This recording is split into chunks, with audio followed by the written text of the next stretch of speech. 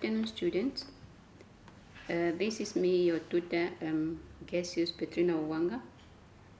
I am here to give you the presentation on your assignment and your exams.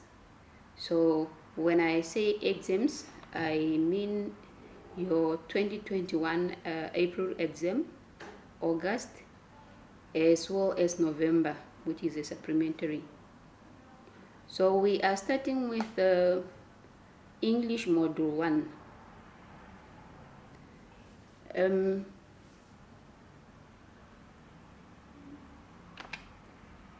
So there is my details. You can contact me on the email, on my email, anytime. But on my phone, you can call after 5, or else you text me during the day.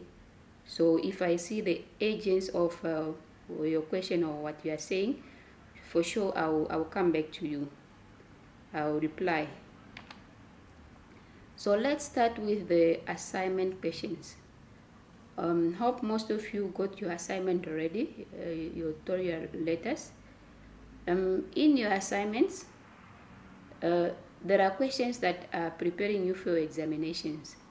But this doesn't say that the questions that are in your assignment, it will be exactly the same questions that will appear in your examination. But the assignment is preparing you for your examination.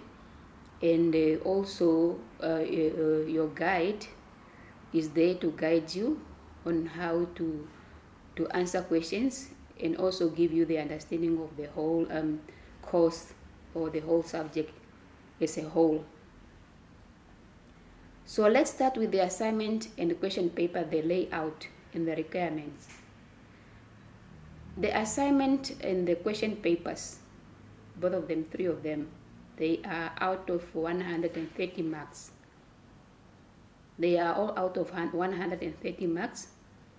And there are 2 sections, Section A and Section B, and both of them are compulsory. There is no multiple choice. Basically, in most cases, the first question is about defining the terms. And those terms that will be asked to define, they will be coming from your study guide. We proceed. I always say this, that whenever you are answering either in your assignment or in your examination, please always make sure that you give related examples to what you have said. And the reason why we say so is just for us to know that you understand what you have wrote, you understand the question by giving examples. Let's go to the assignment content. Let's start with the story. The story, or let me say the literature have some benefit in our learners. As we teach our learners, we teach them to read stories, storybooks. There are a lot of benefits. And in your assignment, I asked you to give some benefits that stories have to our learners. There's a list of them in our study guide. Here it's few examples that I have just presented to you, just at least to give you the idea of how you should answer such questions. Number 1, the stories increase knowledge. When you are reading stories to learners or to children now in your class, this one enable now the learners to learn new subject or new idea on how to find help information on anything from health problem or anything about consumer protection and so forth. So these are the things that children might read in storybooks, but they are not in our other subject contents. Secondly, it improves our English proficiency. How? The more children read, the better they become at reading. The more teacher reads stories to children, the greater their interest in reading. So the more teachers read stories to read stories to your learners, so then now you are stimulating their now love of reading. Reading out loud expose children to proper grammars and phrasing or phrases. So from reading, then children are learning language, basically, which is grammar, and also how to construct their sentence and so forth. There are best strategies that teachers can use to help learners to spell. This is more about reading on reading. How, if you are in your class and you have your learners, let me say your learners cannot write or cannot spell words properly, what are those strategies that you can use? There are a lot of them. And student, let me just assure you that these things that we are presenting to you here doesn't necessarily that these are the things that we are going to answer, but this one is just an idea. You can come up with what you do in your class. We have a strategy that we use in our class, because I know most of us, we are teachers. What are those strategies that we use in our classes? Here I presented mine, but I know you have yours, and it's always better to use your own idea. It's only when your mind, when you are answering questions in your examination, will be able now to answer your question properly and have a lot of ideas if you have now using the experience or situation in your class, in your own class. So what are the strategies that now one can say? We have, teacher can, one, encouragement.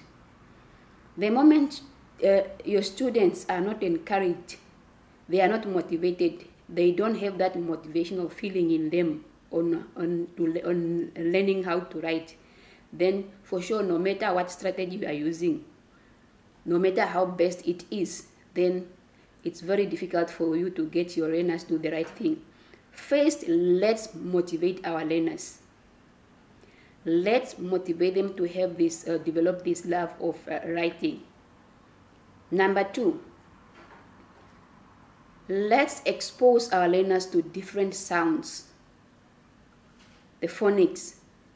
Even in grade 7 or grade 5 or grade 6, we assume that phonics just for pre-class or grade 1 learners, that those are the beginners. But if you have your learners in your class, in your grade 7 class or grade 6 class, and they cannot spell, they cannot read, they cannot write, for sure you must just go back to the beginning. You must just start with, teach them with them phonics and lift them up from there. So let's expose our learners to different reading or letter sound. Thirdly, let's give our learners a lot of reading materials. Let's expose them to printing. The more learners see letters, the more learners see words, then definitely they are learning how to read or how to spell in that way.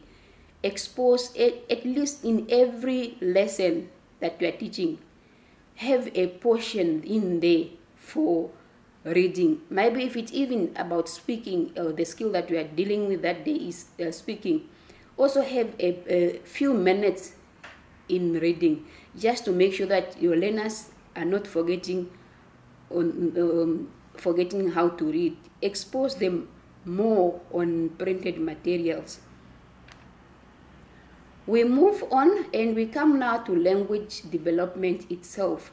How our children, or let me say children in general, how do they learn the language?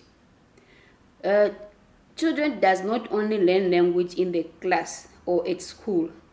Everywhere the child is learning language. And where is that children learning language from? They are learning language from the people that are around them. If you are talking to your, let me say, a parent, a mother or a father, who stays in their house with their child, and there is minimal, they do not talk often with their child, then that child language development, it will be also low. The more you speak, the more you talk to your child, the more your child is learning the language.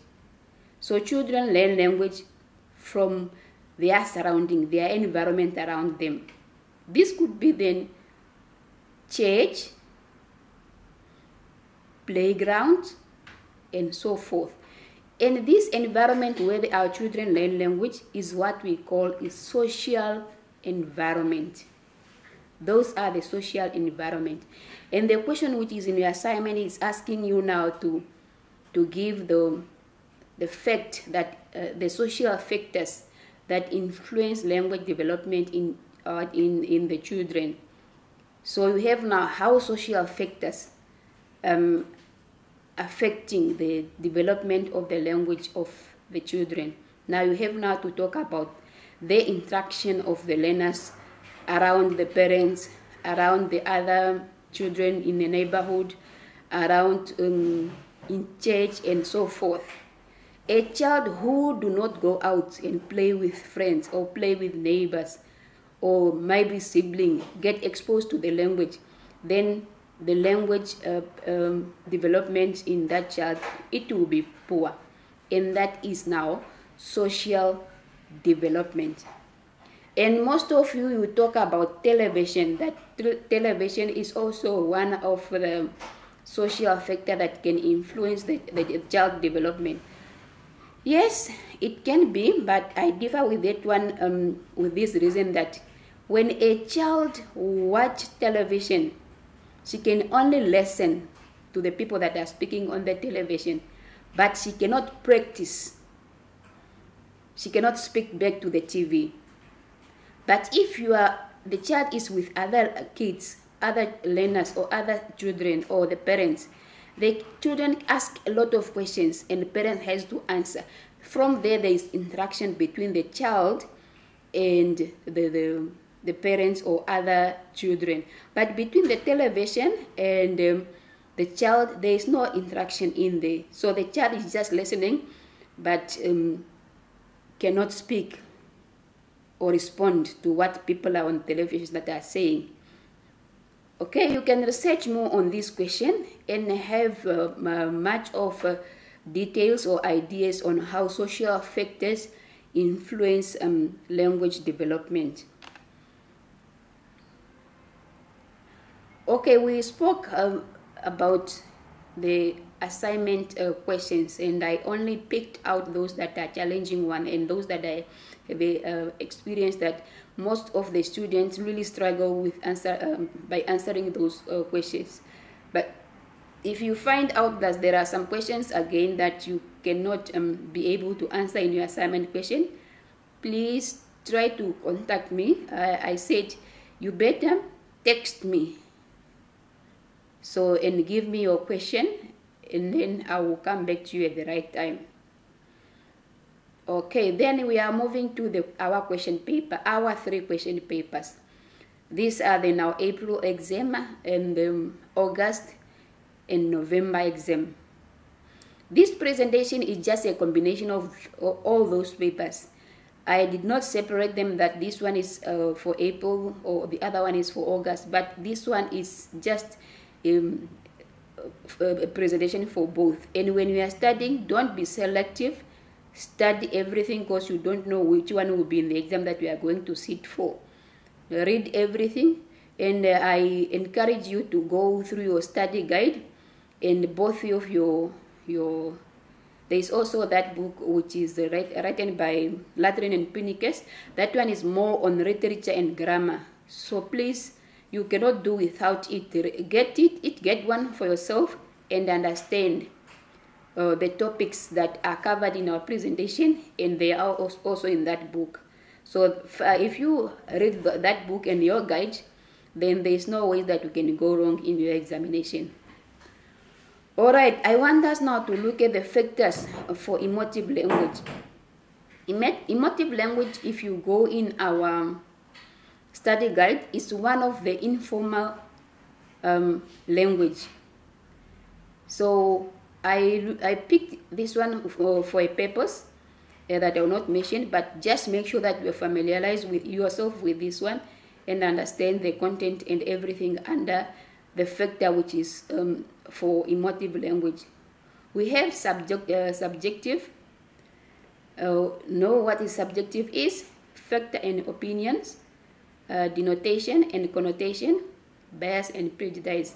So no, these terms can be given to you to define. They can come in the examination or in your assignment, and you are required to give the definition of these terms. And I just asked you at the beginning there that every time when we are defining these type of things, these type of terms, also have examples, give examples also. It will cost you marks if you do not give examples to the definitions. Read them and understand them nicely. Okay, there are common features of standard language. How can you recognize, or how can you know that this one is a standard language? We can know that the words that are there, they are recognized in the dictionary. The grammar is proper, the pronunciations, they are used, or we are used in standard presentations, interviews, and so forth. There's a list of those features that now you need to know on how that you can recognize that this one is a standard language that is being used here. It's when you look at this, the list of these things that in your slide. Understand them, read them, and make sure that you can be able to answer any question that comes along that side.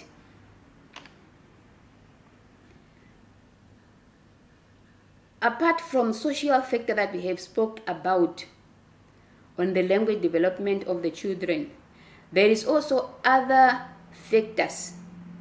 There is also other factors that can influence the language development in children. The social factor, we already talked about it. The next one is cognitive process. How cognitive process now affect the development of the children.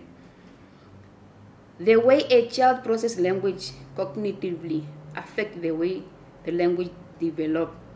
So the way the mind of the children remember, recognize words. When a child look at, let me say, to the object, and that a child be able to relate that object to a word, then that one is what we refer to as cognitive language development. Recognize what a child have heard and able to relate it to a certain object. Linguistic, a child's linguistic ability directly influence the language development. And the other one is conceptual and perceptual. This one is about the skill of the word knowledge. If a child has a problem recognizing a word, for example, let me say reading, a child might not be able to read, but the moment you look, the child look at the word, you know this. You can even see the way the child is trying to play around with the word, that the child knows, can remember something about that word. It's only that cannot really speak it out or say it out, but you can see she or he is remembering something around that word. Okay, these things are in your study guide. Make sure that you have a full understanding about them and be able to discuss them. Okay. Then we move again to or emotive language, which we say is one of the informal language. This emotive language, it has two types, which is subjectivity and objectivity. What I want you to understand here and to know is these two types of emotive language. There on the other slide we define what emotive language is. Now here I want you now to understand what are those types of emotive language that you need to know. You must know what is subjectivity means, and you must know also what is objectivity mean. So the objective, let me give you just the basic on these two terms, but you need to go and read more. The objectivity is an opinion that is supported by fact. When you are talking about something, for example, if I say the capital city of Namibia is Windhoek, that one it's obvious. There is fact around it. There is no one can come and say no, you are wrong. That one is a fact. So that is what we say, it's objectivity, which are fact and unbiased and fair. Subjectivity, this one can say it's a person's opinion. It's one-sided. I can give my idea on what I'm feeling, my thought, but not necessarily that my thought is being supported by fact, or my thought is the other person's thought. That is the subjectivity then. So you must understand these two terms or two types of emotive language. And you must know also that emotive language is one of the informal language, as we talked about it in the previous slide. Okay, we move on. We are moving on. Now we are talking about, we moved on to the assessment. We do assessment in our classes. There are those that we call that is formal assessment and informal assessment. Both of them, we apply them in our classes. I want you to know what is formal assessment and what is informal assessment. Give examples. What are those type of assessment that we call that they are formal, like the examination and so forth? Informal, when you are observing your learners and you want to find out whether they are behaving the way you want, maybe it's PE, or they understand what you have just taught them about. Okay, know this type of assessment, students, and try to research more so that you can have detailed definition when you, or content when you are writing it in, answering these type of questions in your examination.